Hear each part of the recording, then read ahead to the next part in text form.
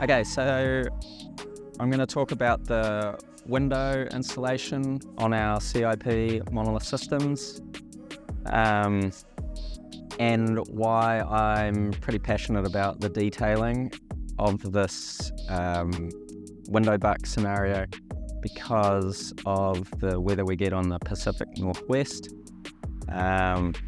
So first of all, I'd like to talk about the windowsill. The windowsill is sloped and it's concrete. So although it's not steel flashing, it's still concrete. The veneer layer, which is the outer skin, we call that the veneer layer. This overhangs, so when the window is installed, it butts up to it. And then we've got the tiger lock. So this is a thermal break in here, but it's structural as well. It's not for connecting the inside concrete, the structural concrete, to the veneer. It's basically just a window buck, but it's not wood and it's plastic. So and it's got good thermal ratings for thermal break. And we use this to screw the window to and secure the window. So with the window, we always remove the nail-on flanges and we install it no nail-on flanges. Now, you can have many types of different windows. We've got aluminium windows, uPVC, vinyl windows, so it all depends on the window. Ideally, the window glazing would be a dry glaze, not a wet glaze. I'm going to talk about the head flashing for the window and the drip edge on the CIP Monolith system. This, the window, again, it sits behind the veneer layer. The veneer layer drops down, so it's almost like a rebated system. So if the water is to come down the outside of the building, so the water will boil up in here and drop. Water would like to push back towards the window. So the sill, what you'll notice is on the sill concrete goes in further than the side veneer. And the reason for that is so if water gets in through our rod and caulking on the exterior and it gets into the 3/8 or 5/16 cavity between the window and the tiger lock, then it has a negative pressure gap for the water to run down, and it would run down here and get onto this concrete, and then it eventually would push itself out. So what we do is put a piece of caulking in here back on an angle back out to the interior caulking. So if water comes down, it hits this and runs out. I'm super stoked on this detail.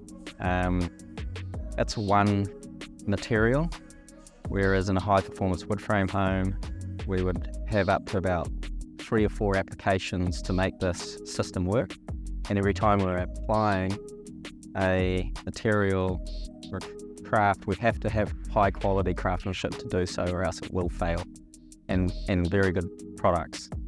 So this, again, concrete, one material, it's waterproof, it's been proven for years, it's a good system. Okay, so moving on to how the window sits in this window frame. I'm just going to use a uPVC window for talking about this. This isn't actually the window that will be installed in this particular case, but I'll point out the key factors. So one, we end up with a 3/8 drip here from the window frame to the sill, so there won't be any capillary action with the water coming back in. But if we do have driving rain, we put a bead of silicone or caulking up on this point, and then we also have the rod and caulk on the interior as well, which is your air barrier. So you do have 2 mechanisms of defense.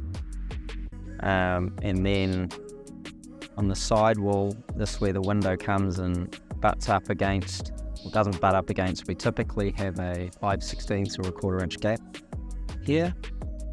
and that's rod and corked as well, but we don't cork along the bottom, we just cork down to this edge, the bottom edge here. So again, if water gets in behind, it hits the negative pressure cavity on the inside, runs down, and it can come out through the sill. So how we secure the window into the tiger lock is you got two options. If it's a casement window, the window would swing out of the way and we'd put a screw through the frame into the tiger lock. Or we would, if it's a picture window, we would just remove the glazing and then screw through the frame into the tiger lock. On the inside, the window would cover the concrete by about a 1/4 inch, 3/8, and we would leave a 1/4 inch reveal around the window, so when you've corked around the window it leaves a nice consistent reveal all the way around, and you can choose any colour of corking you like. So there are two options to finish off the interior of your concrete building, and there is you can have a concrete finish, which most people like if they're doing a modern looking type of style of home, or you can also install just a typical wooden jamb with casing as well. There's nothing stopping you, but this is our typical setup when we do concrete insulated panel home. The tiger lock is custom made, so we can make this up to any measurement of your window. Some people like to have a very slim frame on their window, so then we just get this made, the tiger lock made up so it's smaller, and then so we always have that 3/8 coverage over, so you don't see the tiger lock.